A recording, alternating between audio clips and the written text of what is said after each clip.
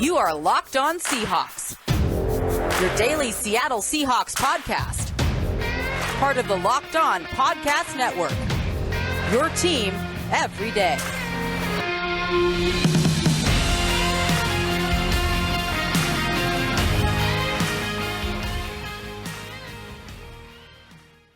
All right, everybody, it's a crossover Thursday brought to you by Prize Picks, Locked On Lions, Matt Dery, Locked On Seahawks, my guy, the Seahawk Maven, Corbin Smith. A little crossover here as Detroit will host Seattle this weekend on Sunday. We welcome into the program on this a Thursday, September the 28th, and a Friday, September the 29th. Lions and Seahawks. Corbin, what's going on, my brother? Good to see you. I'm doing well. I'm actually really looking forward to this game because the Seahawks finally got their offense going, but their defense continues to struggle. So it's strange saying that quarterback might be the least of their concerns with Geno Smith replacing Russell Wilson here. How about that? We got to get into that and more. We are brought to you by Prize Picks. Prize Picks is daily fantasy made easy. Pick 2 to 5 players, and if they score more or less than their Prize Picks projection, you can win up to 10 times your money on your entry. First-time users can receive a 100% instant deposit match up to $100 with promo code LOCKEDON. That's prizepicks.com, promo code LOCKEDON. Lions and Seahawks going to be weird, Corbin, without seeing Russell Wilson under center. You mentioned Geno Smith, so that ought to be, I think when people saw the schedule and even saw last year that the Seahawks were coming here, they're like, oh, Russ. All of a sudden, it's kind of a new-look team, huh? Yeah, there's a lot of new faces in key places. You got 2 rookie tackles, and you've got a new quarterback that's kind of the bridge QB right now until they get their future franchise quarterback, most likely in next year's draft. And then they've got Jamal Adams out with an injury again, so they're trying to plug and play a few guys in their secondary. They've got a bunch of other rookies playing. So it's clearly a rebuilding year for the Seattle Seahawks, and it's interesting going into this game when you're looking at storylines revolving around this team. As I mentioned a moment ago, almost every one of these crossovers I'm asked immediately about Russell Wilson no longer being here and Geno Smith being the quarterback. But that has not really been the problem for the Seattle Seahawks. Now, they've had their issues scoring points, but I don't think a lot of that falls on Geno Smith's lap. I think he's played really well. He's got a completion rate well above 70%. I think he's at 77% right now. Has not been able to score a lot of touchdowns, but their run game has been very up and down. They haven't been able to really protect him at times from the interior of their offensive line. The tackles, the rookies have actually played pretty well, but overall, the offense has not been the biggest problem. Geno Smith has certainly not been the biggest problem. The issue has been their defense, in particular the run defense, which is surprising. The last 2 years, they've been in the top 5 in the NFL for yards per carry allowed, and this year they're near the bottom of the league. They're second worst in rushing yards allowed. Teams have just been gashing them with their new hybrid 3-4 defensive scheme. They haven't been able to execute their run fits. They've been missing tackles as much as any team in the NFL. So this seems like it could be a disaster going into this game because the Detroit Lions have the 3rd best rushing attack in the NFL. Even if DeAndre Swift can't play, Jamal Williams has had success against the Seahawks in the past when he played for the Packers.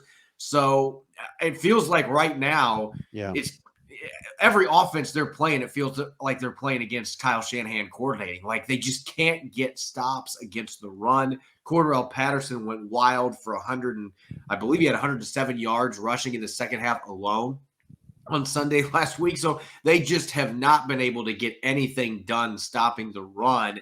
And if they can't make major improvements in that area this week, they are going to get ran out of Ford Field by this high-powered Lions offense. Yeah, I mean, I was going to talk to you about that a little bit. I mean, the days of the Legion of Boom and Bobby Wagner are obviously done. And look, the storyline here is pretty simple. There's a lot of pressure on Dan Campbell this week. And last week, he openly admitted that he fouled up the game pretty good at the end against Minnesota. The Lions had 2 10-point leads in that game, 14-0 and 24-14. The latter being the one that really kills you because it's an 8 minutes to go in Minnesota. You've dominated the game. You're playing, to me, a very average Vikings team. At least that's what I saw this past weekend.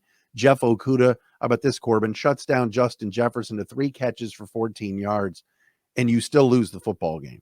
And so now all eyes are going to be on Dan Campbell. The big storyline this week is how's he going to handle clock management, timeouts, late game situations, the fourth down situations where it seems like he goes for it every freaking time. It could be 4th and 20 at their own 5. And you're going, well, Jack Fox is going to come on to punt. Nope, not Dan Campbell. He's going for it. This is like Ron Rivera on steroids. So it's the storyline here is, can the Lions calm down, win a football game against a team they should beat? They are a favorite for the first time in years, and it will stay that way unless there's something drastic. 2 weeks ago, they were favored against the Commanders. Right until game time, I got back to a pick 'em. So they haven't been a favorite in a football game in 2 years.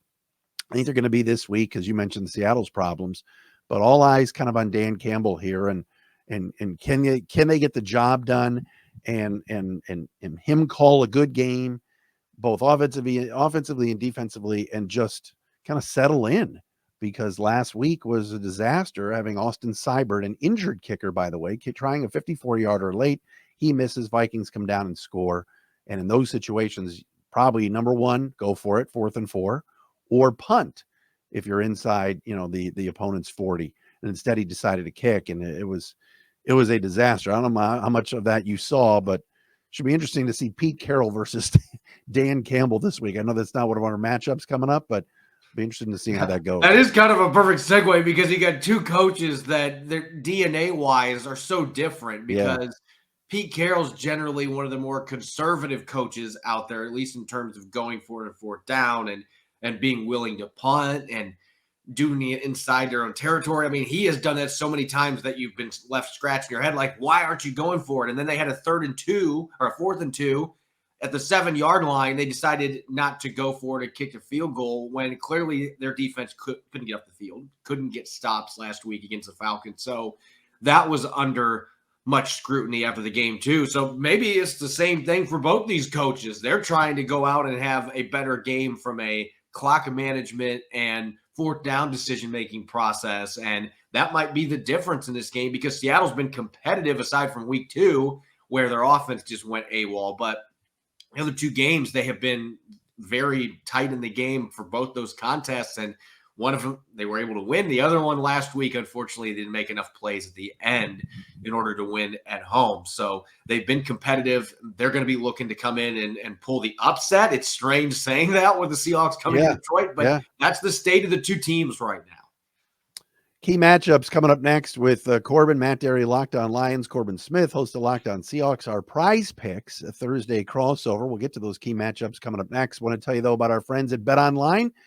BetOnline.net, your number one source for football betting info this season. Find all the latest player developments, team matchups, news, podcasts, and in-depth articles and analysis and every game that you can find. And it's not just NFL, MLB, got playoffs coming up, division races here at the end, MMA, boxing, and golf. And as always, BetOnline remains your continued source for all your sports wagering information. That includes live betting and up-to-the-minute scores for every sport out there. They're the best. Head to betonline.net or use your mobile device to learn more. BetOnline, where the game starts. All right, Matt and Corbin, a little Thursday crossover. Lions hosting the Seahawks coming up on Sunday. Key matchups. You start us off, Corbin. What do you see as something that's going to be important this weekend? The Seahawks have got to find a way to keep Geno Smith clean. And this is not a Lions defense that has played very well in these first couple of games, but still somewhat frightened by the prospect of Aiden Hutchinson going up against Seattle's 2 rookie tackles. Now, Charles Cross and Abe Lucas, to this point, they have been the 2 best offensive linemen for the Seahawks. They have handled every challenge that's been thrown at them. Cross has given up 3 sacks, but for the most part has been pretty solid protecting the blind side. And Abe Lucas has been the better tackle of the 2. Their 3rd-round pick out of Washington State, I believe, has only given up 1 sack this year. He has been a rock on the right side. He's been the better run blocker of the 2, but he hasn't had quite as many challenges as what Charles Cross has had at left tackle. He did get to go against Nick Bosa a couple weeks ago and actually held up fairly well against him, but Hutchinson's been playing about half his snaps on each side. So both these rookies are going to get their shot to go again against the top 3 pick in Aiden Hutchinson. And so for 2 teams that are pretty young, And, the Lions, I think, are closer to being a contender, obviously, than the Seahawks, but these are two teams that are trying to get back into contention.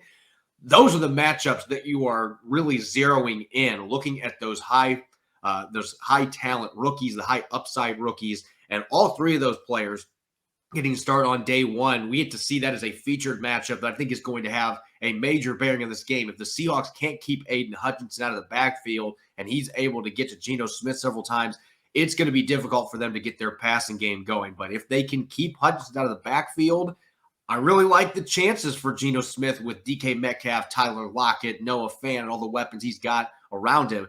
I like their chances of being able to get the ball downfield against this Lions secondary that has really struggled the first 3 games of the season. Well,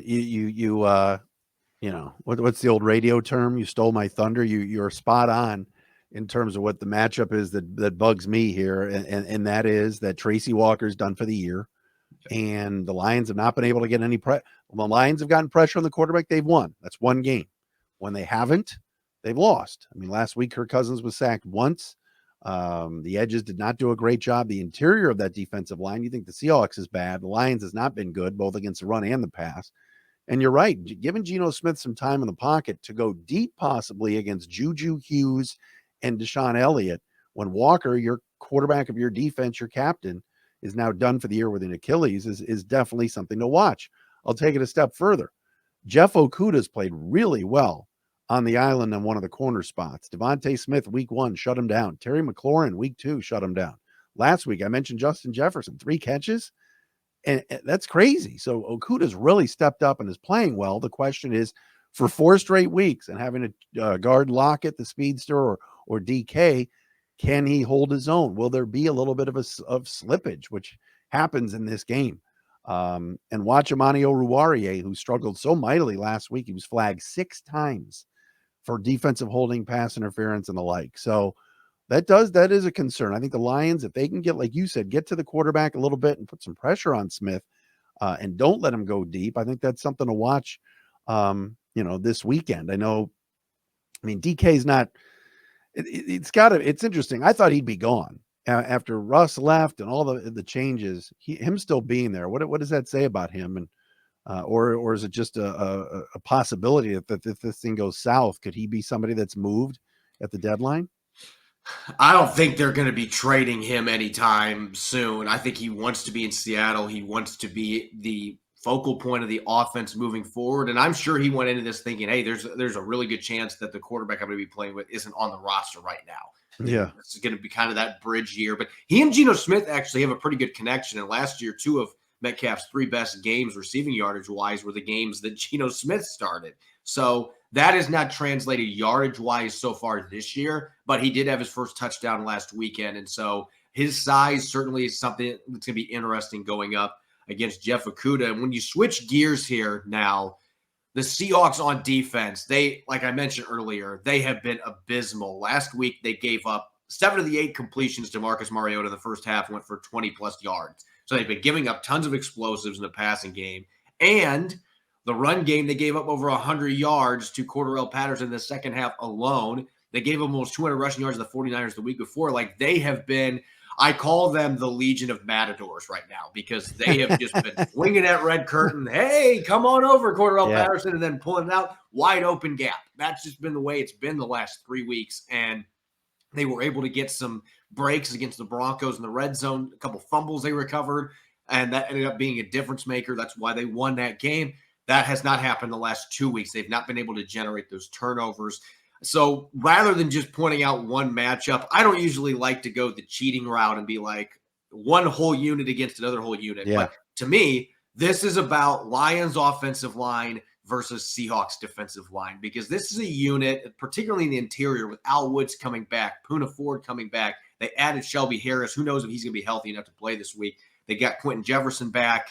This is a group that has a lot of experience and a lot of talent. It was supposed to be a strength for this team, and yet they have struggled for the most part. Al Woods has been a monster, but everyone else has been very inconsistent, and that's been part of the problem stopping the run. They haven't generated a lot of pressure from the interior, rushing after quarterbacks. So that group has got to step up. And I just look at this Lions offensive line, and they've got a couple really high draft picks, the tackle positions. They've got one of the best centers in the NFL. I like the 2 guards they have, younger players that are coming into their own. And so, again, this is another matchup that frightens me from a Seahawks perspective, because I'm just thinking if they get that downhill running game going, and everybody's been able to do that against the Seahawks, especially off tackle. If they get that rolling with that offensive line, the way this defensive line is played, Darrell Taylor not setting the edge, I expect to see more Boye Mafe this week, the rookie out of Minnesota. He's been really good against the run in limited reps, but this has been a front line that has struggled across the board with the exception of Al Woods from a consistency standpoint and going up against a really good offensive line. This game is going to come down as much as any game to the trenches. If the defensive line plays better for the Seahawks, then they have a chance to go into Detroit and win this game. If not, this could be one of those games where by halftime, I'm already writing up my post-game article because it's a blowout. I'll say this, Corbin. I love Shelby Harris's interview after the Denver game when they said, what was the difference in the game? He said, because they traded for me. I thought that was funny. He had a little laugh about that being a part of that Russell Wilson deal. I'll say this, DeAndre Swift is not going to play this week with that shoulder. But like you mentioned before, this run game, depth across the offensive line has been really good. They've missed, the Lions have. Halapoulivanti Vaitai, Ragnow missed a game. Jonah Jackson's missed 2 games. Yet the guys that have stepped up and stepped in, Evan Brown, Dan Skipper, have done good jobs. And with Williams, Craig Reynolds, and even Justin Jackson now in Swift's stead, they're fine in terms of running the football. And that might be the game plan, like you said, for this weekend. So we'll definitely keep an eye on that.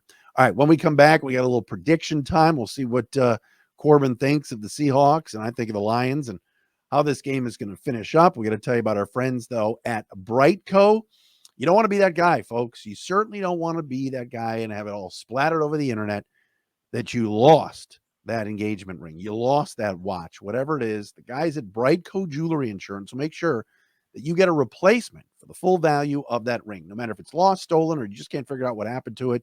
Go to bright.co/lockdown. It's the fastest and easiest and cheapest way to cover your butt with the best jewelry insurance in the business. These guys at Brightco are geniuses. They made buying insurance for your engagement ring or that watch or whatever so easy.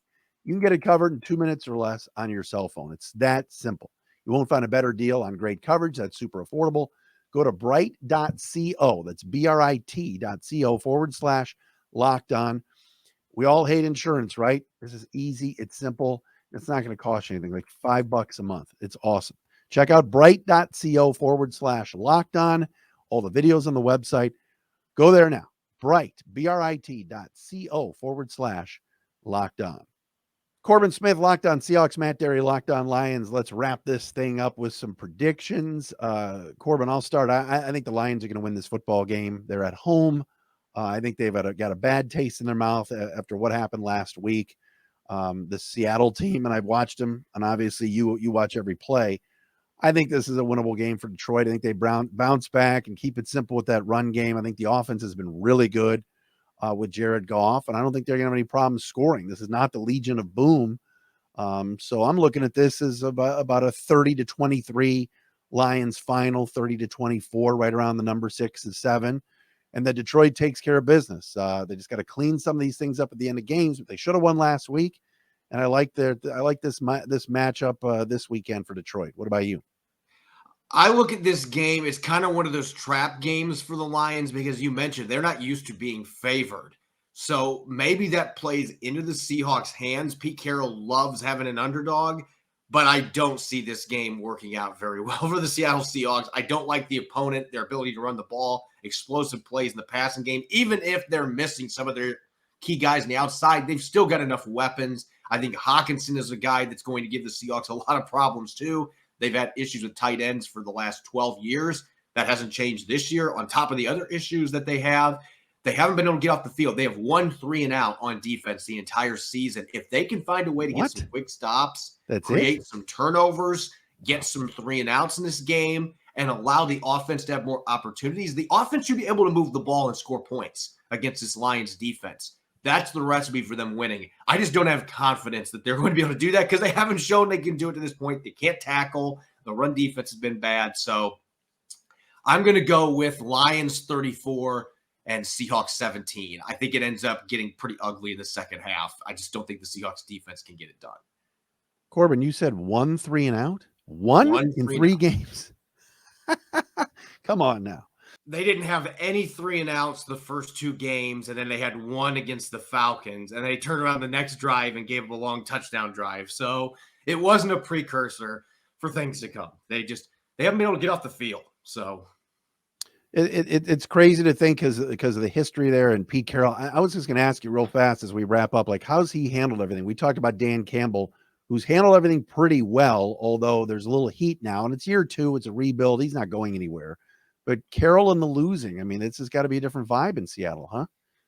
Yeah, I think it's a little bit different this year. Last year, there were such high expectations because they still had Russell Wilson. They were coming off a season. They went 12-4. They won the NFC West. And then to go out and finish 7-10, I mean, Pete Carroll stormed out of a press conference, which that's just not Pete Carroll's personality at all. He was really struggling with that. And he has never had back-to-back 10-loss seasons his entire coaching career. And so the prospect of that happening this year and finally having 2 straight seasons, I don't know that he is handling it necessarily well, but he's maintaining positivity. The offense did make big leaps last week, so he believes this defense is going to get turned around. From what I'm seeing, it's going to take some time, and they don't have time right now. They need to get this ship righted, but yeah, he's remaining positive, but you can tell that he's disappointed with where the defense is at because they expected that to be an area that was a strength for this team. And losing Jamal Adams certainly has hurt, but this unit has underperformed through the first 3 games. Shout out, by the way, to Scott Nelson on your practice squad, U of D Jesuit High School, and a great kid with a great family. So we got to give him a shout out. I see he comes home this weekend. So Corbin, great to see you, my friend. Thanks for doing this. It's the Thursday crossover as always, and all the best the rest of the way, man. Thanks, man. Appreciate it. Locked On Lions, Locked On Seahawks. Matt and Corbin with you on a Thursday crossover brought to you by our friends at Prize Picks.